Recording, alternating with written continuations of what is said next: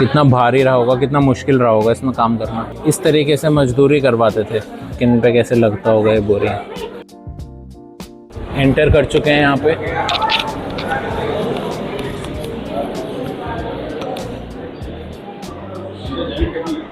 यहाँ पे आते ही हमें ये दिखता है कि पहले कैसे पानी का मतलब यहाँ से लिखा है देश निकाला। हाँ, काला पानी का मतलब है देश निकाला।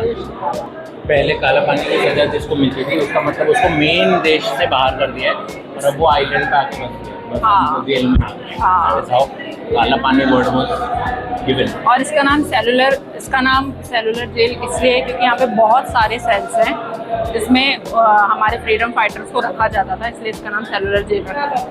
ये जो है सेलुलर जेल का रेप्लिका मॉडल है। इसी प्रकार से जेल को बनाया गया। टोटल आपको दिख रहा है 7 विंग, सारे विंग्स के। यहाँ पे हम आ गए सेलुलर जेल के सीटिंग एरिया में। यहाँ पे 550 पीपल की कैपेसिटी है और यहाँ पे अभी हमें गाइड बताएंगे कि क्या क्या यहाँ हुआ था और यहाँ का हिस्टोरिक सिग्निफिकेंस क्या है, वो सब अभी बताएंगे गाइड। तो देखते हैं। बिल्डिंग है, पुराना है, ब्रिटिशर्स का एडमिनिस्ट्रेटिव बिल्डिंग था। जेलर का ऑफिस, असिस्टेंट जेलर का ऑफिस, अंग्रेजों का गोडाउन, अंग्रेजों का ऑफिस सभी को जिस बिल्डिंग में हुआ करता था। और जिस गेट से आप लोगों ने एंट्री किया है पुराना गेट है 120 ईयर्स ओल्ड, 120 साल पुराना। 120 साल पुराना ये जेल भी है। सामने है 2 फ्लेम, दोनों है सेम जोत, स्वातंत्र जोत, शहीदों के रेस्पेक्ट में जलाया गया।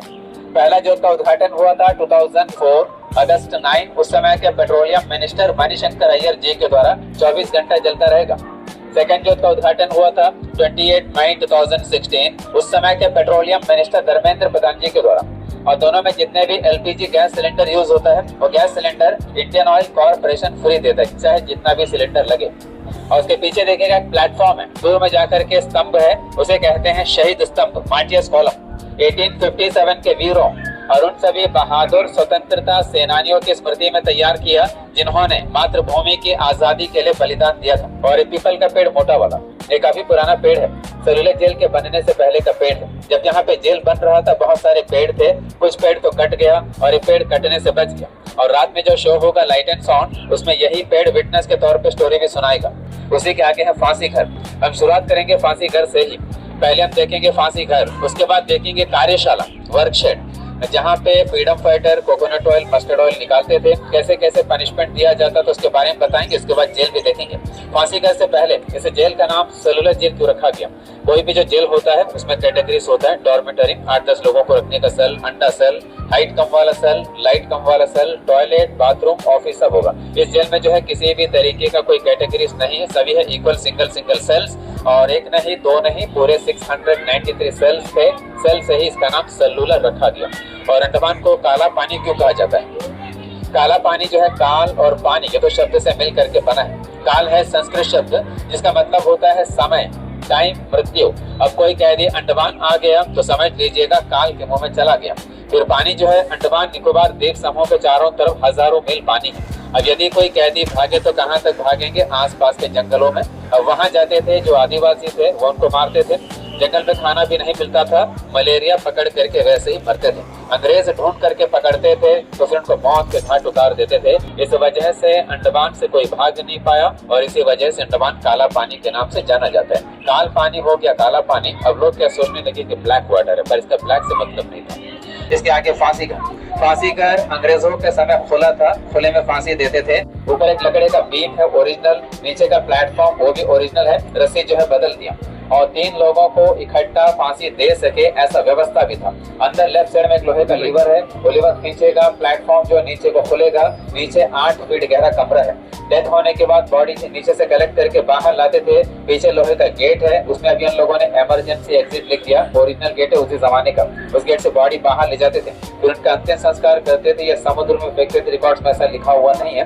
जो टॉर्चर में जो डेथ हुआ था महावीर सिंह जी का, उसका बॉडी को उन लोगों ने क्या किया था, बोरे में डाल करके पत्थर बांध करके समुद्र में डुबो दिया। सेलुलर जेल के फांसी घर में किसी फ्रीडम फाइटर को फांसी दिया गया ऐसा हमारे पास में कोई प्रमाण नहीं, क्योंकि फांसी देने के लिए किसी को भी अंडमान नहीं लाते थे। इंडिया में जेल थे वहीं पे फांसी देते थे। अंडमान जो क्रांतिकारी आते थे उनमें ज्यादातर जो आते थे आजीवन कारावास वाले क्रांतिकारी।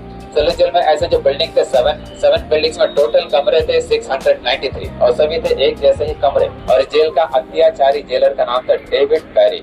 डेविड बैरी थे आयरलैंड के रहने वाले। उनका समय रहा 1905 से लेकर 1919। उसके बाद उनका तबीयत बिगड़ गया तो अंग्रेजों ने उनको शिप में चढ़ा करके कलकत्ता पहुंचा दिया। अब कलकत्ता पहुंचने के साथ ही डेविड बैरी का भी डेथ हो गया। तो इस वजह से उनके बारे में कहा जाता है, वतन परस्तों को अपने वतन से दूर रखने वाला खुद आखिरी घड़ी अपने वतन का मुंह न देख पाया। ये है फांसी घर, जहाँ पे ऐसा माना जाता है कि फांसी पे चढ़ाया जाता था क्रांतिकारियों को। ये गेट ऐसे खुल जाता था। टोटल यहाँ 3 रस्सियाँ हैं और ये नीचे वाला गेट खुल जाता था। Scary man, scary. ऊपर बॉडी हैंग होती थी और यहाँ से फिर बॉडी कलेक्ट करते थे और फिर इस गेट से ले जाते थे बाहर पीछे। ये गेट वही पुराना गेट है, अभी तक वही गेट है पुराना अभी तक, बट इसको रीपेंट किया है। ये है वर्क शेड, जहाँ पे फ्रीडम फाइटर्स दिन रात काम करते थे। जेल में फ्री का खाना पानी नहीं था, यहाँ पे काम करना पड़ता था। नारियल का तेल, पेड़ पौधों की कटाई छटाई, ईंट पत्थर का काम, ये सब होता था यहाँ पे। ये पूरा वही वर्कशेड है। तो आज जो हम कोल्ड प्रेस मशीन देखते हैं जिसमें ऑयल बनता है कोकोनट से, वैसा ही कुछ रेप्लिका है, बट ये मेटल का है पूरा। कितना भारी रहा होगा, कितना मुश्किल रहा होगा इसमें काम करना। नारियल का तेल निकाल रहे हैं, ऐसा रेप्लिका बनाया है ना। ऑयल मिल, इसमें ऐसे इस तरीके से मजदूरी करवाते थे, बहुत मेहनत करते थे लोग। ये रेप्लिका है, ये पूरा रेप्लिका है, बट वहाँ जो मशीन रखी थी और जैसे ये वाली है, ये this is original from that टेरा।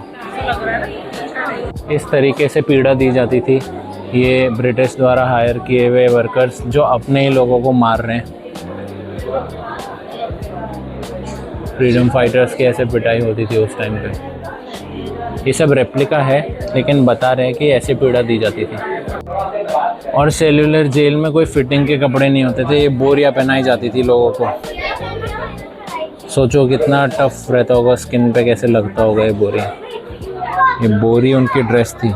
एक क्रांतिकारी को एक दिन में 30 पाउंड नारियल तेल निकालना पड़ता था। लगभग 15 किलोग्राम के करीब सरसों का तेल निकालने देंगे तो 10 पाउंड यानी कि 5 किलोग्राम के करीब दिन भर में बैल भी नहीं निकाल पाते थे।